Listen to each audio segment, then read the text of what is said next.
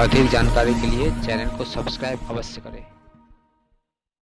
सबक 4, टैक्स का इतिहास और कॉरपोरेशंस की ताकत। मुझे याद है हमें स्कूल में रॉबिन हुड और उसकी सूखी गिरोह की कहानी बताई गई थी। मेरे स्कूल टीचर का कहना था कि केविन कॉस्टनर की तरह एक रोमांटिक हीरो की अद्भुत कहानी है जो अमीरों को लूटता था और गरीबों में बांट देता था। मेरे अमीर डैडी की नज़र में रॉबिन हुड हीरो नहीं था, वे उसे बदमाश मानते थे। रॉबिन हुड को गुजरे हुए लंबा समय गुजर चुका है, परंतु उसके अनुयायी आज भी जिंदा हैं। कितनी बार मैंने लोगों को यह कहते हुए सुना है, इसके लिए अमीर लोग पैसे क्यों नहीं देते और अमीरों को और ज़्यादा टैक्स देना चाहिए और उसे गरीबों में बांट देना चाहिए। रॉबिन हुड का यह विचार था कि अमीरों से लेकर गरीबों में बांट दिया जाए। गरीब और मध्य वर्ग के लोगों के लिए सर्वाधिक कष्ट का कारण है। इसी रॉबिन हुड आदर्श के कारण मध्य वर्ग पर टैक्स का इतना भारी बोझ लगा हुआ है। सच्चाई तो यह है कि अमीरों पर टैक्स लगता ही नहीं है। गरीबों की भलाई के लिए जो पैसा लगता है वो मध्यम वर्ग से आता है, खासकर शिक्षित और ऊंची आमदनी वाले मध्य वर्ग से। टैक्स के बारे में पूरी तरह समझने के लिए हमें एक ऐतिहासिक पृष्ठभूमि को समझने की जरूरत है। हमें टैक्स के इतिहास को जानने की जरूरत है। हालांकि मेरे डैडी, पढ़े लिखे डैडी, शिक्षा के इतिहास पर कमाल का ज्ञान रखते थे, परंतु मेरे अमीर डैडी टैक्स के इतिहास के विशेषज्ञ थे। अमीर डैडी ने माइक और मुझे यह समझाया कि इंग्लैंड और अमेरिका में पहले कोई टैक्स नहीं लगते थे। कभी कभार युद्ध का खर्च उठाने के लिए और कुछ समय के लिए टैक्स जरूर लगा करते थे। राजा या राष्ट्रपति मुंह से कह भर देता था और हर आदमी उसकी कही बात मानकर अपना सहयोग देता था। ब्रिटेन में 1799 और 1816 के बीच नेपोलियन के युद्ध के समय टैक्स लगाया गया था और अमेरिका में 1861 और 1885 के बीच में सिविल वार के खर्च को उठाने के लिए टैक्स लगाया गया था।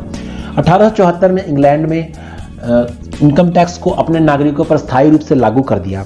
1913 में संविधान ने के 16वें संशोधन के साथ अमेरिका में भी आयकर स्थायी रूप से लागू हो गया था। एक समय था जब अमेरिकी लोग टैक्स विरोधी हुआ करते थे। चाय पर बहुत ज़्यादा टैक्स लगने के कारण ही बोस्टन हार्बर पर प्रसिद्ध टी पार्टी की घटना हुई थी, जिससे क्रांतिकारी युद्ध को ताकत मिली थी। इंग्लैंड और अमेरिका दोनों को ही इनकम टैक्स को नियमित करने के विचार को जनता के गले में उतारने में लगभग 50 साल का समय लगा। इन ऐतिहासिक तिथियों से हमें यह पता नहीं चल पाता है कि दोनों ही मामलों में टैक्स शुरू में केवल अमीरों पर ही लगाए गए थे। अमीर डैडी चाहते थे कि माइक और मैं इस बात को कभी नहीं भूलें। उन्होंने स्पष्ट किया कि टैक्स का विचार लोकप्रिय बना और ज़्यादातर लोगों ने सिर्फ इसलिए माना क्योंकि उन्हें यह बताया गया था कि टैक्स अमीरों को सजा देने और मध्य वर्ग तथा गरीबों को मदद करने का साधन है।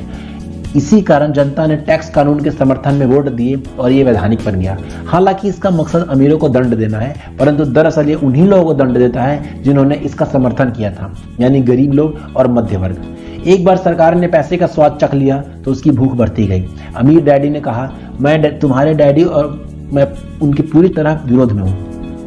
वह एक सरकारी ब्यूरोक्रेट है और मैं एक पूंजीपति हूँ। हमें विपरीत व्यवहार के कारण पैसे मिलते हैं। हमारी सफलता अलग अलग मानदंडों पर तौली जाती है।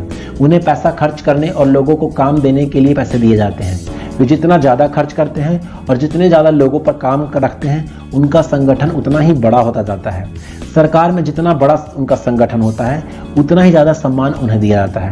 दूसरी तरफ मेरे संगठन में मैं जितने कम लोगों को रखूं और जितना कम पैसा खर्चा करूं, मेरा निवेशक मुझे इतना ही ज़्यादा सम्मान करते हैं। इसलिए मैं सरकारी आदमियों को पसंद नहीं करता हूं।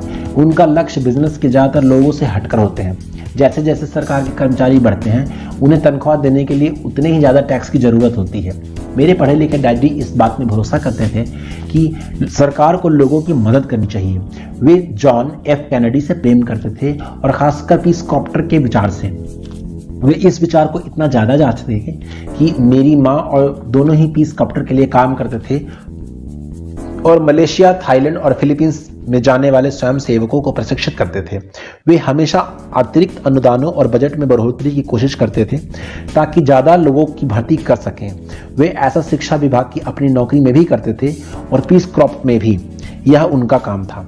जब मैं 10 साल का था, तब से मैं अपने अमीर डैडी से यह सुनता आया हूँ कि सरकारी कर्मचारी आलसी चोरों का गिरोह है, और मेरे गरीब डैडी से मैं यह सुनता आया कि अमीर लोग लालची और बदमाश होते हैं जिनसे सरकार को ज़्यादा टैक्स लेना चाहिए। दोनों के विचारों के पक्ष में तर्क दिए जा सकते हैं। मेरे लिए यह बहुत मुश्किल था, क्योंकि एक तरफ तो मैं शहर के सबसे बड़े उद्योगपतियों में से एक के लिए काम करता था, दूसरी तरफ जब मैं घर आता था तो वहाँ मेरे डैडी होते थे। जो एक नामी सरकारी नेता थे, और यह तय करना आसान नहीं था कि कौन सही बोल रहा है और किसकी बात पर मुझे भरोसा करना चाहिए। परंतु जब आप टैक्स के इतिहास का अध्ययन करते हैं तो एक दिलचस्प पहलू सामने आता है। जैसा मैंने कहा कि टैक्स का लागू होना सिर्फ इसलिए संभव हो सका क्योंकि जनता रॉबिन हुड के अर्थशास्त्रीय सिद्धांत में भरोसा करती थी। इसमें अमीरों से लेकर बाकी सब में बांट दिया जाता है। समस्या यह थी कि सरकार की पैसे की भूख इतनी बढ़ गई कि जल्द ही मध्य वर्ग पर भी टैक्स लगाने की नौबत आ गई और वहां से धीरे धीरे टैक्स का बोझ नीचे की तरफ आता गया। दूसरी तरफ अमीरों ने इसे एक मौके की तरफ देखा। वे उन्हीं नियमों से नहीं खेलते जिनसे जनता खेलती है। जैसा मैंने बताया है, अमीर पहले से ही कॉरपोरेशन के बारे में जानते थे, जो पानी के जहाजों के दिनों में लोकप्रिय हुए थे। अमीरों ने हर समुद्री यात्रा की संपत्ति के जोखिम को सीमित करने के लिए कॉरपोरेशन शब्द का उपयोग किया। अमीर लोग हर समुद्री यात्रा के लिए पैसा जुटाने के लिए कॉरपोरेशन में अपना पैसा डालते थे और फिर यह कॉरपोरेशन न्यू वर्ल्ड में खजाने की खोज के लिए नाविकों को भर्ती करता था। अगर जहाज डूब जाता था तो नाविकों की जान जाती थी, परंतु अमीर लोगों को सिर्फ इतना ही नुकसान होता था कि उनका पैसा डूब जाता था और जो उन्हें उस समुद्री यात्रा के लिए दिया जाता था। आगे जाने वाले चित्र ये दर्शाते हैं किस तरह कॉर्पोरेट स्ट्रक्चर आपके इनकम स्टेटमेंट और बैलेंस शीट के बाहर बैठता है। अमीर लोग किस तरह से खेल खेलते हैं। कॉर्पोरेशन के कानूनी ढांचों की ताकत से के ज्ञान से अमीरों को गरीबों और मध्य वर्ग की तुलना में बहुत ज्यादा फायदा मिलता है। मुझे दो डैडियों ने शिक्षा दी थी, जिसमें से एक समाजवादी थे और दूसरे पूंजीपति। मुझे जल्द ही यह महसूस हुआ कि पूंजीपति में पैसे की ज्यादा समझ है। मुझे ऐसा लगा कि पैसे की नासमझी के कारण समाजवादी आखिरकार खुद को ही सजा देते हैं। अमीरों से वसूलों का नारा लगाने वाले भीड़ चाहे जितना जोर लगा ले, अमीर लोग उनसे जीतने का रास्ता हमेशा ढूंढ निकालते हैं। इसी कारण टैक्स अधिकार आखिरकार मध्य वर्ग पर ही लगे। अमीरों ने बुद्धिजीवियों को अपनी बुद्धि से हरा दिया, सिर्फ इस कारण क्योंकि वे पैसे की ताकत को जानते थे और यह विषय स्कूलों में नहीं पढ़ाया जाता। अमीर लोग ने बुद्धिजीवियों को किस तरह हराया। एक बार अमीरों से वसूलों का कानून पारित हुआ तो सरकार की तिजोरी में पैसा आने लगा। पहले तो इस बात से वो बहुत खुश हुए। यह पैसा सरकारी कर्मचारियों और अमीरों को दिया जाने लगा। सरकारी कर्मचारियों के पास यह पैसा नौकरियों और पेंशन के रूप में गया। अमीरों के पास यह पैसा फैक्ट्रियों के जरिए मिले गए सरकारी कॉन्ट्रैक्ट से आया। सरकार के पास ढेर सारे पैसे थे, परंतु उस पैसे के मैनेजमेंट की समस्या थी, उसमें कोई सर्कुलेशन नहीं था। दूसरे शब्दों में, सरकारी नीति में अगर आप एक सरकारी ब्यूरोक्रेट हैं तो आप पैसा बचाना पसंद नहीं करेंगे। अगर आप अपने लिए आवंटित फंड को खर्च नहीं कर पाते हैं तो आपको अगले बजट में उतनी राशि नहीं मिलेगी और निश्चित रूप से आपको योग्य तो माना ही नहीं जाएगा। दूसरी तरफ बिजनेस में पैसे बचाने के लिए इनाम मिलता है और ऐसा करने पर आपको काबिल माना जाता है। बढ़े हुए सरकारी खर्चों का यह चक्र चलता रहा तो पैसे की मांग बढ़ी और अमीरों से टैक्स वसूलों के विचार में अब कम और अमीरों को भी शामिल कर लिया जाता था और इस तरह सरकार इतनी नीचे आ गई कि वे गरीब और मध्यवर्गीय लोगों को टैक्स के दायरे में ले आई, जिसके लिए इन्होंने वोट दिए थे। सच्चे पूंजीपतियों ने बचने का तरीका खोजने के लिए अपने पैसे की समझ का प्रयोग किया। वे कॉरपोरेशन की दुनिया में चले गए। कॉरपोरेशन अमीर लोगों को सुरक्षा देता है, परंतु कई लोग जिन्होंने कभी कॉरपोरेशन नहीं बनाया वे नहीं जानते हैं कॉरपोरेशन जैसी कोई चीज नहीं होती। कॉरपोरेशन केवल एक फाइल का फोल्डर होता है जिसमें कुछ कानूनी दस्तावेज लगे होते हैं और जो राज्य सरकार की एजेंसी में दर्ज होकर किसी वकील के ऑफिस में रखा होता है। यह कोई बड़ी बिल्डिंग नहीं होती जिसके बाहर कॉरपोरेशन का नाम लिखा होता है। यह कोई फैक्ट्री या लोगों का समूह भी नहीं होता। कॉरपोरेशन केवल एक कानूनी दस्तावेज है जो एक ऐसी कानून देह बना देता है जिसकी कोई आत्मा नहीं होती। अमीरों की संपत्ति एक बार फिर सुरक्षित हो गई। एक बार फिर कॉरपोरेशन का प्रयोग लोकप्रिय होगा। यह स्थायी इनकम टैक्स कानूनों के पारित होने के बाद हुआ, क्योंकि कॉरपोरेशन के लिए इनकम टैक्स की दर व्यक्तिगत इनकम टैक्स की दर से कम थी।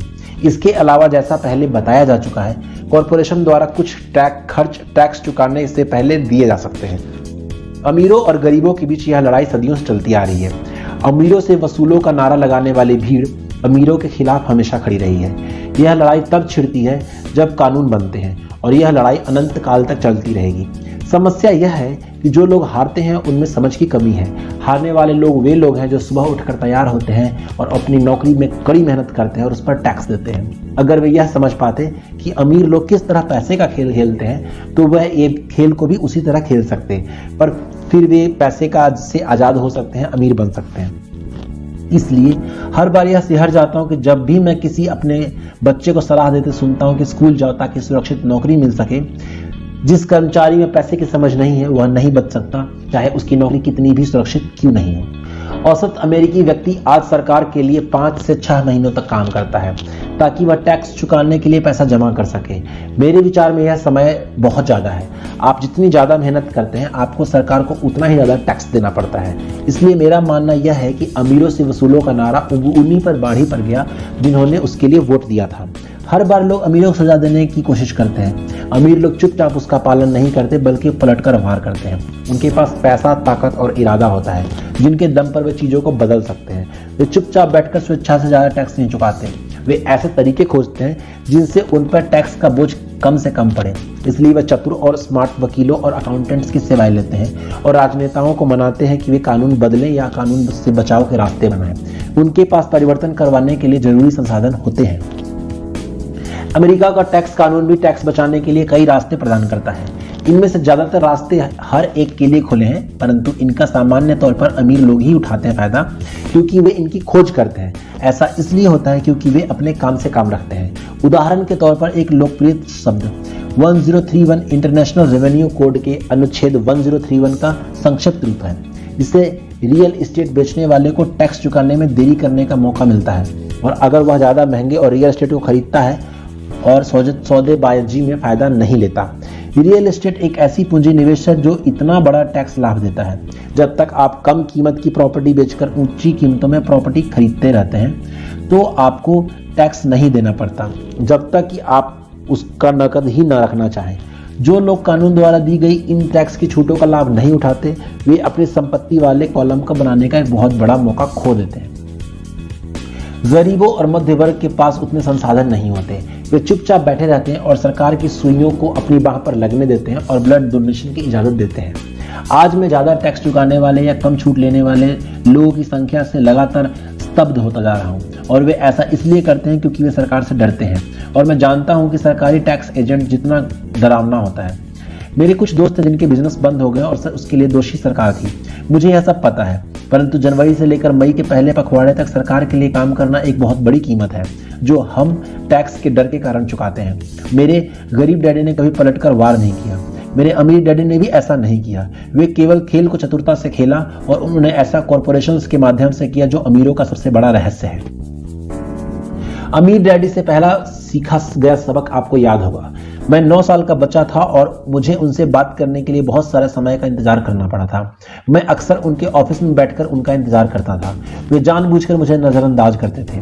वे चाहते थे कि मैं उनकी ताकत को पहचानूं और एक दिन खुद भी इतनी ही ताकतवर बनना चाहूं जितने समय में मैंने उनके मार्गदर्शन में पढ़ा और सीखा। उन्होंने मुझे हमेशा याद दिलाया कि ज्ञान ही ताकत है, और पैसे के साथ जो बड़ी ताकत आती है उसे बनाए रखने के लिए और उसे कई गुना करने के लिए सही ज्ञान की जरूरत होती है। उस ज्ञान के बिना संसार आपको इधर उधर धक्के मारता है। अमीर डैडी हमेशा माइक और मुझे यह याद दिलाया करते थे कि सबसे बड़ा ज्यादा डरावना व्यक्ति बॉस या सुपरवाइजर नहीं होता बल्कि टैक्समैन होता है। अगर आप उसे मौका देते हैं तो टैक्समैन आपसे से ज्यादा वसूल कर लेगा। पैसा मेरे लिए काम करे या मैं पैसे के लिए काम ना करूं, मेरा यह पहला दरअसल सबक ताकत के बारे में है। अगर आप पैसे के लिए काम करते हैं तो आप ताकत को अपने बॉस के हाथ में देते हैं। अगर आपका पैसा आपके लिए काम करता है तो ताकत को अपने पास रखते हैं और उसे काबू में रखते हैं। एक बार हमें हमारे लिए काम करने वाले पैसे की ताकत का ज्ञान हो जाए, फिर हमें पैसे के लिहाज से स्मार्ट हो जाना चाहिए और हमें डराने वाले लोगों से निपटने के रास्ते ढूंढ लेने चाहिए। इसके लिए आपके पास कानून की समझ होनी चाहिए और इस बात की भी कि सिस्टम कैसे काम करता है। अगर आप अज्ञानी हैं तो आपको आसानी से डराया जा सकता है। अगर आप जानते हैं कि आप क्या बात कर रहे हैं तो आपके पास बचने का मौका होता है। इसलिए अमीर डैडी स्मार्ट टैक्स अकाउंटेंट्स और वकीलों को इतना ज्यादा वेतन देते थे। वकीलों को वेतन देना सरकार को टैक्स देने से सस्ता था। उनके लिए मेरा सर्वश्रेष्ठ सबक था, स्मार्ट बनो ताकि तुम्हें इधर उधर धक्के ना दिए जा सकें। मैंने जिंदगी भर इसे अपनाया है। वे कानून जानते थे क्योंकि वो कानून का आदर करते थे। वे कानून जानते थे क्योंकि कानून न जानना बहुत महंगा हो सकता था। अगर आप नहीं जानते कि आप सही हैं तो आप किसी से भी उलझने से नहीं डरेंगे, चाहे आपका मुकाबला रॉबिन हुड या उसके गिरोह से ही क्यों न हो। मेरे पढ़े लिखे डैडी मुझे हमेशा प्रोत्साहित करते रहते थे कि मैं किसी अच्छे कॉर्पोरेशन में बढ़िया सी नौकरी खोजूं। वे मुझे हमेशा उन अच्छाइयों के बारे में बताते थे जो कॉर्पोरेट सीढ़ी पर चढ़ने से हासिल की जा सकती है। वे यह नहीं समझ पाते थे कि कॉर्पोरेट नियोक्ता से मिलने वाले वेतन के चेक पर पूरी तरह निर्भर रहने से मैं एक दुधारू गाय बन जाता था जिसे दुहा जा सकता है। जब मैंने अपने अमीर डैडी को अपने डैडी की सलाह बताई तो वो केवल हंसे। उन्होंने सिर्फ यही कहा, सीढ़ी का मालिक ही क्यों ना बना जाए। बचपन में मुझे यह बात समझ में नहीं आया कि अपने कॉर्पोरेशन के मालिक होने से अमीर डैडी का क्या मतलब है, परंतु यह एक ऐसा विचार था जो असंभव और डरावना लग रहा था। हालांकि मैं इस विचार से रोमांचित था, परंतु कम उम्र में मैं इस विचार पर संभावना ही नहीं कर पा रहा था कि वयस्क लोग किसी दिन मेरी कंपनी में काम करेंगे।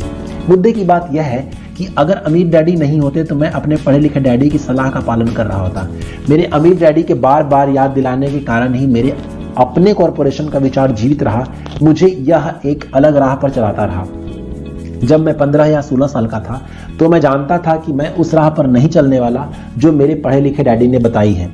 मैं नहीं जानता था कि मैं ऐसा किस तरह करूंगा, परंतु मैंने दृढ़ निश्चय कर लिया था कि मैं भीड़ के साथ नहीं चलूंगा और उस दिशा में नहीं जाऊंगा जिस तरफ मेरे सहपाठी जा रहे हैं। इस फैसले से मेरी जिंदगी बदल गई। जब तक मैं 25 साल का हुआ तब तक मेरे अमीर डैडी की सलाह मुझे पूरी तरह समझ में नहीं आई थी। मैंने हाल में ही मरीन कॉर्प्स कंपनी छोड़ी थी और मैं जेरोक्स के लिए काम कर रहा था। मुझे बहुत पैसा मिल रहा था, परंतु हर बार जब भी मैं अपनी तनख्वाह के चेक को देखता था तो मुझे हमेशा निराशा होती थी। कटौतियाँ इतनी ज़्यादा थी और जितना मैं कमा सकता था, काम करता था, कटौतियाँ उतनी ही ज़्यादा होती थी। जब मैं ज़्यादा सफल होने लगा तो बॉस मेरे प्रमोशन और तनख्वाह बढ़ाने की बात करने लग गए। यह सुनने में अच्छा लगता था, परंतु मैं अपने कानों में अमीर डैडी की यह आवाज़ भी सुन सकता था कि तुम किसके लिए काम कर और तुम किसे अमीर बना रहे हो। 1974 में जेरोक्स के कर्मचारी के रूप में ही मैंने अपना पहला कॉर्पोरेशन बनाया और अपने काम से काम रखना शुरू कर दिया। पहले से मेरे संपत्तियों वाले कॉलम में कुछ संपत्तियां मौजूद थी, परंतु अब मैंने ठान लिया कि उन्हें ज़्यादा बढ़ाया जाए। कटौतियों वाले तनख्वाह को देख देख कर मुझे अमीर डैडी की सलाह में समझदारी दिखने लग गई थी। अगर मैं अपने पढ़े लिखे डैडी की सलाह पर चलता तो मुझे अपना भविष्य साफ नजर आ रहा था। कई नियोक्ता यह अनुभव करते हैं कि अगर कर्मचारी अपने काम से काम रखें तो यह उनके बिजनेस के लिए बुरा होता है। मुझे विश्वास था कि ऐसा कुछ लोगों के साथ हो सकता है, परंतु मेरे साथ ऐसा नहीं था।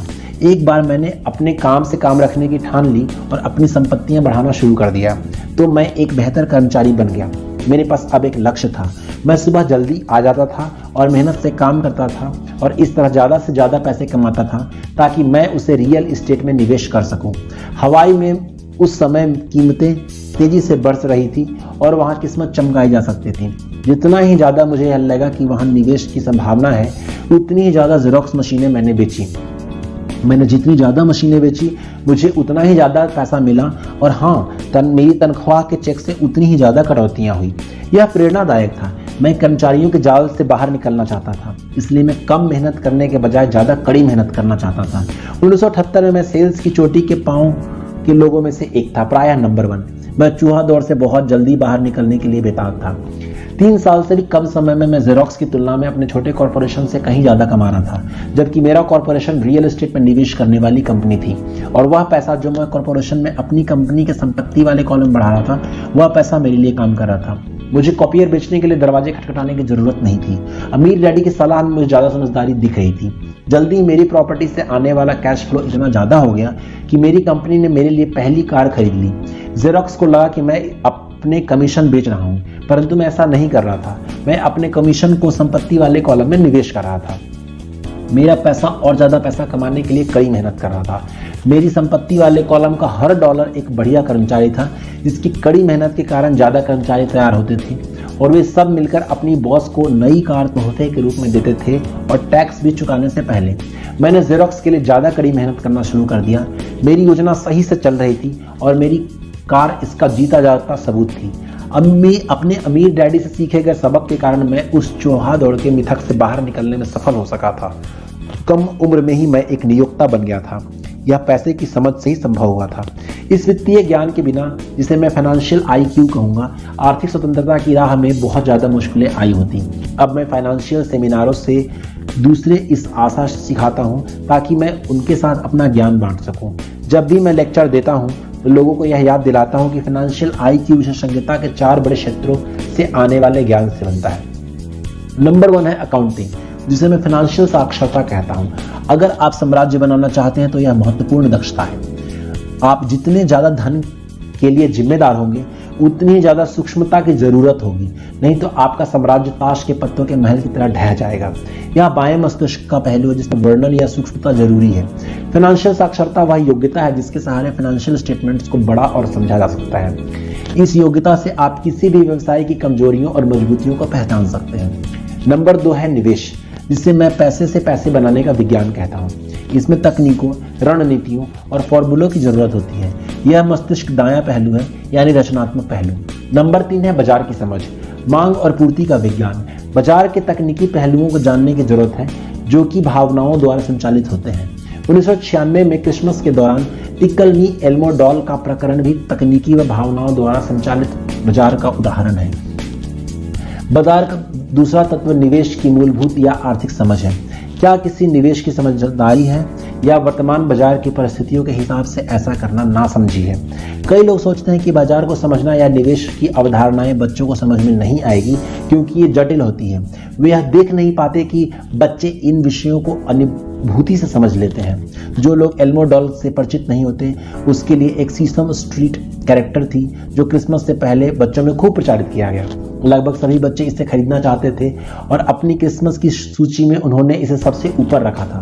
परंतु क्रिसमस के लिए इसका विज्ञापन करने के बाद जब यह बाजार से गायब हो गई तो कई लोग यह सोचने लगे कंपनी ने जानबूझकर तो इसे बाजार से गायब नहीं कर दिया है। इसकी मांग बहुत ज्यादा थी और पूर्ति बहुत कम, इसलिए बाजार में भगदड़ और हड़बड़ी का माहौल बन गया। स्टोर्स में जब खरीदने के लिए कोई डॉल नहीं बची तो दुकानदारों और दूसरे खिलौने बनाने वालों ने इसमें मुनाफा कमाने का मौका देखा। जिन्हें डॉल नहीं मिल पाई थी वे दुर्भाग्यशाली मम्मी डैडी क्रिसमस के लिए कोई दूसरा खिलौना खरीदने के लिए मजबूर हो गए। टिकल मी एल्मो डॉल की अविश्वसनीय लोकप्रियता मेरी समझ में नहीं आई, परंतु यह मांग और पूर्ति के अर्थशास्त्र का बढ़िया उदाहरण है। यही बात स्टॉक, बॉन्ड, रियल एस्टेट और बेसबॉल कार्ड के बाजारों पर लागू होती है। नंबर 4 है कानून। उदाहरण के लिए अकाउंटिंग, निवेश और बाजारों की तकनीकी दक्षताओं के सहारे कॉरपोरेशन का प्रयोग विस्फोटक वृद्धि प्रदान कर सकता है। कोई भी आदमी जिसे कॉरपोरेशन द्वारा दिए गए टैक्स, फायदों और सुरक्षाओं का ज्ञान हो वो बहुत ज्यादा तेजी से तरक्की कर सकता है और अमीर बन सकता है, जो किसी कर्मचारी या छोटे बिजनेस मालिकों के लिए संभव नहीं है। इसमें उतना ही अंतर है जितना पैदल चलने वाले और उड़ने वाले में होता है। यह अंतर बहुत ज्यादा तब हो जाता है जब इसे हम दीर्घकालीन संपत्ति के संदर्भ में देखते हैं। पहला, टैक्स लाभ। एक कॉरपोरेशन ऐसी कई चीजें कर सकता है जो एक आदमी नहीं कर सकता, जैसे कि यह टैक्स देने से पहले खर्च कर सकता है। यह विशेषज्ञता का ऐसा क्षेत्र है जो बहुत रोमांचक है, परंतु इसमें घुसना तब तक जरूरी नहीं है जब तक कि आपका बिजनेस या संपत्ति बहुत बड़ी ना हो। कर्मचारी कमाते हैं और टैक्स चुकाते हैं, फिर जो बचता है उससे अपना खर्च चलाते हैं। एक कॉरपोरेशन कमाता है, जितना खर्च कर सकता है करता है, फिर बची हुई रकम पर टैक्स चुकाता है। यह अमीरों द्वारा इस्तेमाल किया गया सबसे बड़ा कानूनी बचाव का रास्ता है। इसे बनाना आसान है और बहुत ज़्यादा महंगा नहीं है, बशर्ते कि आपके पास खुद का निवेश हो जो अच्छा कैश फ्लो दे रहे हो। उदाहरण के तौर पर अपने कॉरपोरेशन का फायदा यह है कि घूमने जाने पर हवाई कार में बोर्ड मीटिंग बन जाता है। कार का भुगतान, बीमा, रिपेयर इत्यादि कंपनी खर्च में डाल दिए जाते हैं। हेल्थ क्लब की सदस्यता भी कंपनी खर्च है। ज़्यादातर रेस्टोरेंट के डिनर भी आंशिक व्यय है और ऐसे ही बहुत से खर्च हैं जो टैक्स चुकाने से पहले दिए जाते हैं। कानूनी मुकदमों से सुरक्षा। हम एक कानूनी समाज में रह रहे हैं। हर आदमी आपसे फायदा चाहता है। अमीर लोग अपने क्रेडिट्स से अपनी संपत्ति को छुपाने के लिए कॉरपोरेशंस और ट्रस्ट्स का सहारा लेते हैं।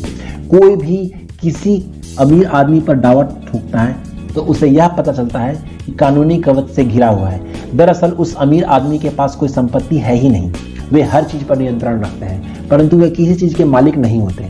गरीब और मध्यवर्गीय लोग हर चीज के स्वामी होने की कोशिश करते हैं और इसलिए जब उन पर दावा ठोका जाता है तो सरकार अपने साथी नागरिकों के हाथ अपनी संपत्ति खो बैठते हैं। उन्होंने रॉबिन हुड की कहानी से यह सीखा है कि अमीरों से वसूलो और गरीबों में बांट दो। इस पुस्तक का लक्ष्य यह नहीं है कि कॉरपोरेशन बनाने का तरीका बताया जाए, परंतु मैं अगर यह कहूंगा कि आपके पास किसी तरह की वैध संपत्तियां हो और आप जितनी जल्दी हो सके कॉरपोरेशन द्वारा किए जाने वाले फायदा और सुरक्षा के बारे में जान लें। इस विषय पर कई पुस्तकें लिखी गई है जो इन फायदों के विस्तार से बताती है। कॉरपोरेशन बनाने के लिए जरूरी शीर्षकों को भी समझाती है। यह पुस्तक खास तौर पर बहुत अच्छी है जिसका शीर्षक है इंक एंड ग्रो रिच। यह पुस्तक कॉरपोरेशन की ताकत का बखूबी वर्णन करती है।